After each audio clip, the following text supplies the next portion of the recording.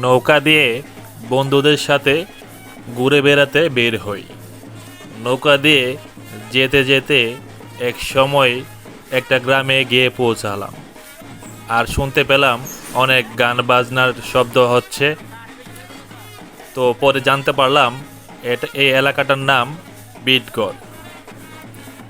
তো আমরা সবাই নৌকা থেকে নেমে উপরে গেলাম, গিয়ে যা দেখতে পেলাম সেটা দেখে আমি অবাক হলাম। আমরা জানি যে স্বামী স্ত্রী বাসায় নামাজ পড়তে পারে। এই যে দেখতে পাচ্ছেন মাজারের ভিতরে নারী পুরুষ একসাথে নামাজ পড়তেছে।